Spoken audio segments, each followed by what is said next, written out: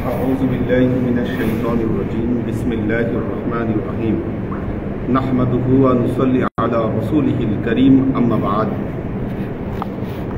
আসলে আজকে যে প্রোগ্রামে আসছিলাম এটা এত দেরি হবার কথা না, কিন্তু সবকিছু মিলে দেরি হয়ে গেল। আমরা রাস্তার অবস্থার কারণে বিভিন্ন জায়গায় জায়গায় মব, রাস্তা বন্ধ, সমস্যা রাস্তায়। এই জন্য আমার যখন পৌঁছানোর কথা তার প্রায় 3 ঘন্টা পরে গিয়ে পৌঁছেছি। আবার ফিরে আসার সময় একই অবস্থা। তো আমি যেটা বুঝতে পারলাম যে এর আগের মতোই হবে হয়তো। এর আগে আমি যেবার পৌঁছালাম তখন একটু দেরি হয়ে গিয়েছিল ক্লাসটা দিতে। এই জন্য একখানে বিরতি করে চিন্তা করলাম ক্লাসটা নিয়ে আপনাদেরকে ছেড়ে দিই, কারণ দেরি হলে মেয়েদের অনেক সমস্যা হয়, কষ্ট হয়। বিষয় হলো ঈদে মিলাদুন নবীর মাস। আজকে হয়তো ইয়াংদের মিটিং ছিল, তো একটা প্রস্তাব করেছি যে আমরা আমাদের জুলুসটা সময় মতো, অর্থাৎ 6 তারিখে 12ই রবিউল আউয়ালে আমরা জুলুসটা করতে পারি কিনা। অনুষ্ঠান আমরা 19 তারিখে করব, আর জুলুস আমরা হয়তো যথাসময়ে করলাম। এটা ভালো হয় কিনা এটা নিয়ে আলোচনা করতে বলেছি। তো আপনাদের পরামর্শের উপরে এই বিষয়টি নির্ধারিত হবে যে কিভাবে কি করা যায়। দুটো একসাথে করলে ভালো হয় না আমরা আগে জুলুসটা করে নিলে ভালো হবে, আমাদের এই বিষয়টা একটু আলোচনায় আসা দরকার। তো আমি ইনশাল্লাহ কালকে তো থাকছি, কালকে আমি শুনে নিব যে আপনাদের কি সিদ্ধান্ত হয়েছে।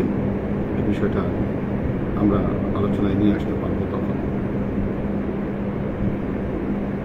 গুরুত্বপূর্ণ বিষয় হলো 12ই রবিউল আউয়াল। একটা জিনিস চিন্তা করেন, পৃথিবীতে এমন কোনো নবীর উম্মত নাই যারা তাদের নবীর শুভ আগমনের দিনে আনন্দ প্রকাশ না করে। পৃথিবীতে এমন কোনো জাতি আপনি খুঁজে পাবেন না, ধর্মের মানুষ আপনি খুঁজে পাবেন না যারা তাদের নবীদের শুভ আগমনের দিবস নিয়ে তারা অনুষ্ঠান, খুশি প্রকাশ বা একটা ধর্মীয় ভাব গাম্ভীর্যের সাথে তাদের অনুষ্ঠানগুলো পালন করে না। এটা আপনি খুঁজে পাবেন না। আজকে আমাদের এক শ্রেণীর আলেম ঠুনকো কিছু উদাহরণ তৈরি করে। ঠুনকো উদাহরণটি কি? উদাহরণ হলো আল্লাহর নবী বলেছেন, তোমরা ইহুদি খ্রিস্টানদের দৃষ্টান্ত অনুসরণ করো না।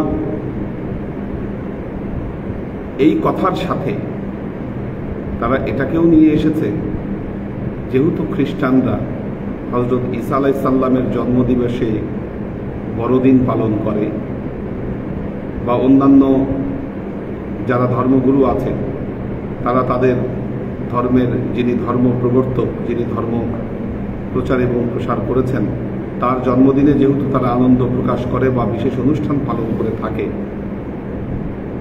সেহেতু বলতে চায় এক শ্রেণীর আলেম যে আমরাও ঈদে মিলাদুন নবীতে আমাদের নবীর যে এই মিলাদ দিবসকে কেন্দ্র করে আমরাও বিভিন্ন আনন্দ উৎসব এগুলো থেকে বিরত থাকব। কারণ আমরা যদি বিরত না থাকি, আমরা যদি আচার অনুষ্ঠানের মাধ্যমে ঈদে মিলাদুন নবী যদি আমরা পালন করি, তাহলে এটা বিধর্মীদের সাদৃশ্য হয়ে যাবে। এই সমস্ত ঠুনকো যুক্তি দিয়ে তাদের উদ্দেশ্য হচ্ছে আল্লাহর নবীর জিকির এটাকে বন্ধ করে দেয়া। আপনারা জানেন বর্তমান সময়ে পৃথিবীতে বিশেষ ব্যক্তিত্ব যারা আছেন, কবি বলেন, সাহিত্যিক বলেন, রাজনৈতিক ব্যক্তিত্ব বলেন, যারাই বলেন, তাদের হয় আগমনের দিবসে অথবা তাদের ওফাতের দিবসে তারা বিভিন্ন রকম পৃথিবীতে সেমিনার, সিম্পোজিয়াম, আলোচনা অনুষ্ঠান এগুলো অনুষ্ঠিত হয়। আমারই সামনে হয়তো ইরান যাওয়ার সম্ভাবনা আছে। ইরানের কবি মোহাম্মদ হোসেন শাহরিয়ার, ওনার জন্মদিন সে উদ্দেশ্যে একটা সেমিনার হচ্ছে, সেখানে যেতে পারি, এখনও বলতে পারি না। হয়তো আর্টিকেল আমি দিলে, ওরা সেটাকে অ্যাকসেপ্ট করলে তখন হয়তো যাওয়ার বিষয়টা আমার জন্য ক্লিয়ার হবে। তো এই পৃথিবীতে বিভিন্ন কবি সাহিত্যিক তাদের জন্মদিবসকে কেন্দ্র করে সেমিনার হচ্ছে, সিম্পোজিয়াম হচ্ছে। উদ্দেশ্য কি? তাদেরকে যেন মানুষ ভুলে না যায়, তারা যেন হারিয়ে না যায়, তাদের আলোচনাগুলো যেন আমাদের ভেতর থেকে চলে না যায়, সেজন্য এই সমস্ত সেমিনার সিম্পোজিয়ামগুলো আয়োজন করা হয়।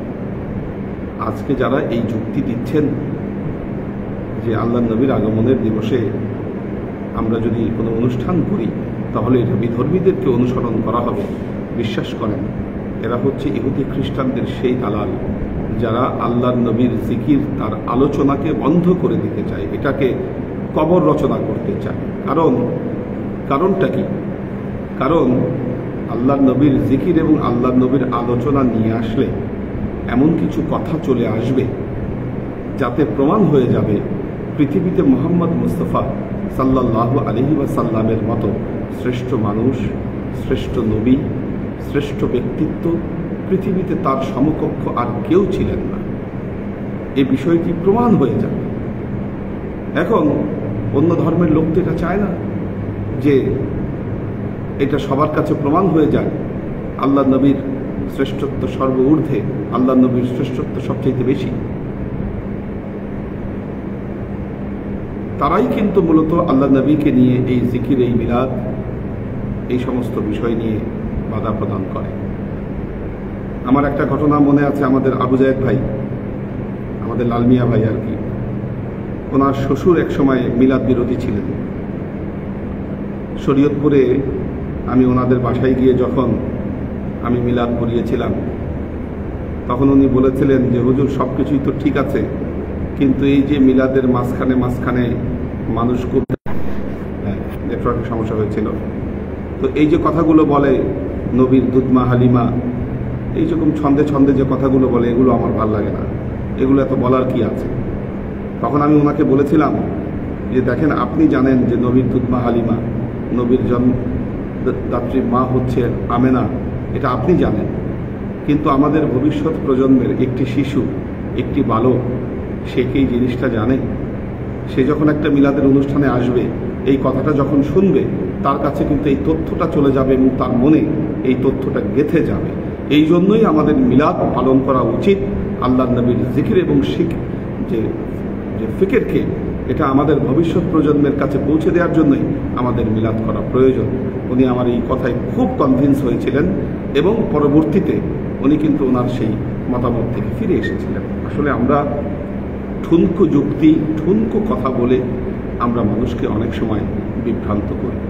ঈদে মিলাদুন্নবী এটা যদি জশ্নে জুলুসের সাথে যদি পালিত না হয়, আমরা যদি তার উম্মত হিসেবে যদি এটাকে যদি পালন না করি, তাহলে এটা প্রমাণ হবে যে আমরা নবীর একেবারে অকৃতজ্ঞ উম্মত। আমরা নবীর সম্মানকে প্রচার করার জন্য যথেষ্ট আমরা চেষ্টা করছি না। এবং দেখবেন যে আল্লাহর রহমত, আমরা রহমতের কথা বলি, আমরা ততক্ষণ পর্যন্ত আল্লাহর রহমত প্রাপ্ত হব না যতক্ষণ পর্যন্ত ফয়েজে মোহাম্মদ মুস্তাফা সাল্লাল্লাহু আলাইহি ওয়াসাল্লাম আমাদের মধ্যে না আসবে। আর আমরা যদি আমাদের দায়িত্বটা যদি সঠিকভাবে পালন না করি, কোনোদিন আমাদের মধ্যে ফয়েজে মোহাম্মদ মুস্তাফা সাল্লাল্লাহু আলাইহি ওয়াসাল্লাম আসবে না। আর আমাদের মুসলিম উম্মার যে দুঃখ কষ্ট, এগুলো দূরীভূত হবে না। এই যে রবিউল আউয়াল মাস এসেছে, আমি কিন্তু অসুস্থ, তারপরেও কিন্তু দৌড়াদৌড়ি করে যাচ্ছি। কেন? এই কথাগুলোকে মানুষের মধ্যে ছড়িয়ে দেওয়ার জন্য। যতটুকু আমি জানি, যতটুকু বুঝি, এগুলো যেন এই আমলের তালকিন, দাওয়াত যেন মানুষকে দেয়া যায়, সেজন্যই কিন্তু ছুটে বেড়াচ্ছি। ধরেন আমাদের এবার 12ই রবিউল আউয়াল 6ই সেপ্টেম্বর পড়েছে, আমরা অনুষ্ঠানটা ওই দিনই করতে পারতাম, 6ই সেপ্টেম্বর আমরা করতে পারতাম অনুষ্ঠান, কিন্তু এই ব্যাখ্যাটা এর আগে দিয়েছি যে আমরা দিবস পালন করি, দিন পালন করি না। দিবস পালন করাটা হচ্ছে আমাদের জন্য মুখ্য বিষয়। আমরা যদি শুক্রবার নির্ধারণ করি ঈদে মিলাদুন্নবীর দিন হিসেবে, সবার জন্য সুবিধা হবে। তো সেই জন্য আমরা আমাদের ঈদে মিলাদুন্নবীর জন্য 19শে সেপ্টেম্বর সময়টাকে নির্ধারণ করেছি। আর আপনারা যতটুকু বুঝেন বা আপনারা ঈদে মিলাদুন্নবী সম্পর্কে যতটুকু জানেন, আমাদের বাংলাদেশের অনেক এরিয়া আছে, অনেক এলাকা আছে যে এলাকার মানুষ ঈদে মিলাদুন্নবী সম্পর্কে জানে না, কি কারণে ঈদে মিলাদুন্নবী পালন করতে হবে এটাও সম্পর্কে তারা ওয়াকিফাল নন এবং পালিত হয় না বাংলাদেশে। কারণ আপনারা জানেন যে এক শ্রেণীর লোকের অপপ্রচারের জন্য ঈদে মিলাদুন্নবী পালনে বাংলাদেশে কিন্তু মাঝখানে একটা ভাটা পড়েছে এবং আমি আফসোস হই। দেখবেন যে বাংলাদেশের বিভিন্ন সাংস্কৃতিক সংগঠন, কবি, সাহিত্যিক, বুদ্ধিজীবী, ওনারা আজকে ঈদে মিলাদুন্নবী পালন করছেন, তারা বিভিন্ন জায়গায় বিভিন্ন অনুষ্ঠান করছেন, কিন্তু আমরা যারা আলেম শ্রেণীর মানুষ তারা তাদের এই দায়িত্বটা পালন না করে মসজিদে তালা লাগিয়ে তারা ঘুমাচ্ছে এবং দেখবেন যে ঈদে মিলাদুন্নবীতে তাদের কোনো অ্যাক্টিভিটিস নাই। এটা অত্যন্ত দুঃখজনক। তো সেটা যেন না হয় সেই জন্যই মূলত আমরা আমাদের এই আয়োজনটি করতে চাচ্ছি। এবং জুলুসের অর্থ হচ্ছে আমরা যে জুলুস করব কেন, আমরা নবীর উম্মত যে এখনো জিন্দা আছি, আমরা যে মরে যাই নাই, এই জিনিসটা তো মানুষের কাছে প্রমাণ দিতে হবে যে আমরা চাইলে রাস্তায় নামতে পারি নবীর জন্য, আমরা নবীর জন্য সব করতে পারি। কারণ আমরা নবীর গোলামি করে যাচ্ছি। আমরা তিনি না থাকলে আমাদের কিছুই থাকতো না। তিনি আছেন বলেই আমাদের অস্তিত্ব রয়েছে, তিনি আছেন বলেই আমরা বেঁচে আছি, নাহলে কিন্তু তিনি ছাড়া আমরা শূন্য। সুতরাং আমরা তার জন্য সবই করতে পারি। খালি আরাম করে বাসায় বসে থাকবো, আমরা রাস্তায় নামতে পারি না, এটা নয়। এটাই আমরা প্রমাণ দিতে পারি। তো যাই হোক, আল্লাহ আমাদেরকে তৌফিক দান করুন, আপনাদেরকে তৌফিক দান করুন, যাতে আমরা এই ঈদে মিলাদুন্নবীর যে অনুষ্ঠানটি, এটা যেন আমরা সুন্দরভাবে আমরা যেন পালন করতে পারি। তো নিশ্চয়ই আপনাদের মধ্যে আলোচনা হয়েছে যে কিভাবে এটা সুচারুভাবে সম্পন্ন হতে পারে। কালকে এসে আরও বিস্তারিতভাবে ইনশাল্লাহ এই বিষয়টা নিয়ে আপনাদের সাথে আলোচনা করব। তো আল্লাহ সবাইকে তৌফিক দান করুক যেন আমরা এই ঈদে মিলাদুন্নবী ভালো মতো আমরা আদায় করতে পারি। আজকে এ পর্যন্তই, মোনাজাত করে শেষ করে দিচ্ছি। কারা কারা আছেন একটু দেখে দিচ্ছি। তারা